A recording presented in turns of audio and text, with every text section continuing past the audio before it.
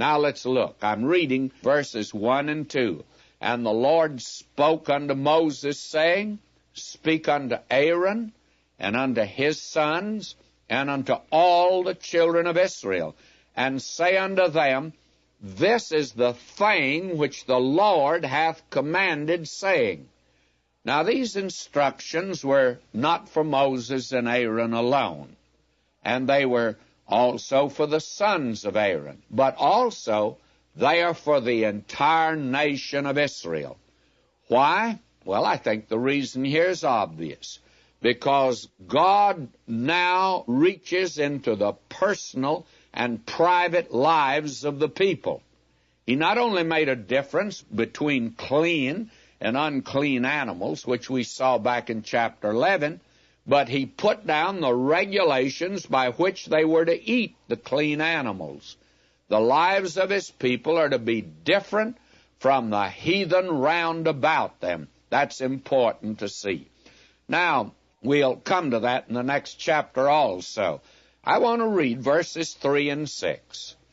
What man soever there be of the house of Israel that killeth an ox, or lamb, or goat in the camp, or that killeth it out of the camp, and bringeth it not unto the door of the tabernacle of the congregation to offer an offering unto the Lord before the tabernacle of the Lord, blood shall be imputed unto that man. He hath shed blood. And that man shall be cut off from among his people, to the end that the children of Israel may bring their sacrifices, which they offer in the open field, even that they may bring them unto the Lord, unto the door of the tabernacle of the congregation, unto the priests, and offer them for peace offerings unto the Lord. And the priest shall sprinkle the blood upon the altar of the Lord at the door of the tabernacle of the congregation, and burn the fat for a sweet savor unto the Lord. Now, I can well hear now some people saying, well, what in the world is he talking about here? This is another one of these very strange laws, and it seems that he's talking about sacrifice again. No, actually, that's not what we're talking about here.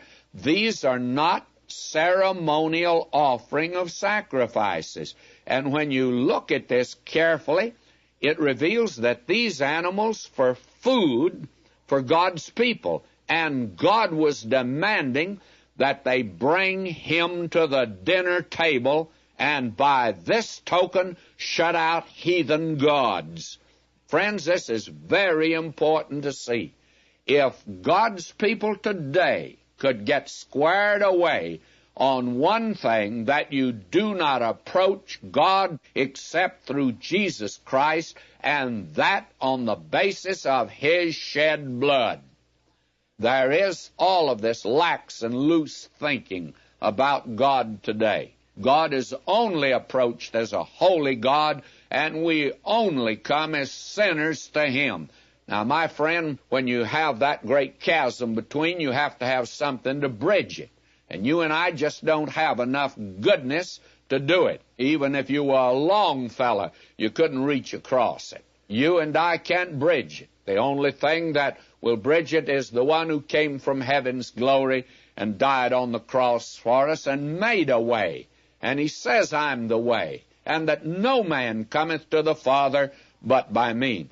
Now, why this? Why was God so strict about this? If they were going to have a lamb for dinner tomorrow night, they had to bring it to the door of the tabernacle to slay it. And somebody might say, well, I didn't want all my neighbors to know I was having company and I'd left somebody else out. I forgot to invite my mother-in-law, and I don't want to bring it to the door of the tabernacle. God says you bring it to the door of the tabernacle. And it's because of their background. You see, among the heathen that were round about them, the meat was offered to an idol before it was eaten. God was putting up a roadblock to hinder his people from taking the long road to idolatry, spiritual darkness, and judgment. You see, they've just come out of Egypt. And these people were idolaters in Egypt. And somebody's going to say, why, you don't mean that they were idolaters in Egypt. Well, I thought they were down there, though they were in slavery, they were serving the living and true God. Don't you believe it, friend? They were as bad as the Egyptians. I've said before, God didn't redeem them because they were superior or they were serving Him. He said, I've heard their cry. And I remember a covenant I made to Abraham, Isaac, and Jacob. And God says, I don't forget what I promised, and I always make it good. And somebody says, are you sure they were in idolatry? Well, let's let the Word of God answer that. Now, if you would turn over to the 20th chapter of Ezekiel at verse 6 and listen carefully, here's something that is amazing. Ezekiel is reviewing their history. In the day that I lifted up mine hand unto them to bring them forth of the land of Egypt into a land that I had espied for them, flowing with milk and honey, which is the glory of all lands.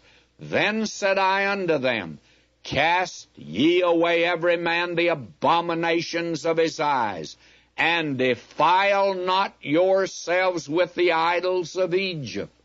Oh, you see, God told them to get rid of their idols before they left Egypt. Listen to Him. I am the Lord your God. But they rebelled against me, and would not hearken unto me. They did not every man cast away the abominations of their eyes, neither did they forsake the idols of Egypt. My friend, God says they were idolaters in Egypt. What do you say? Well, I don't know what you say, but I say they were idolaters in Egypt.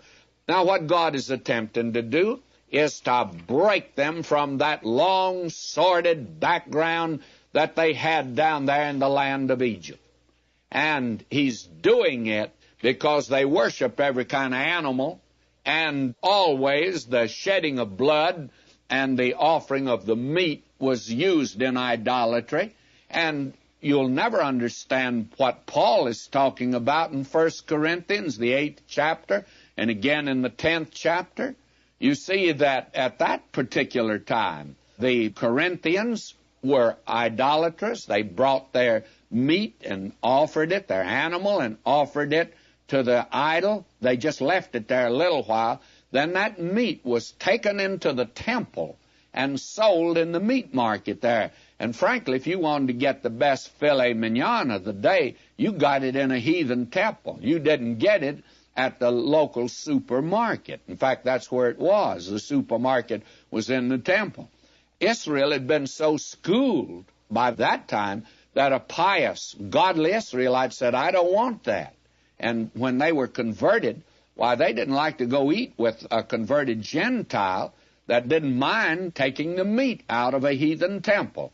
Well, this, you see, is the background.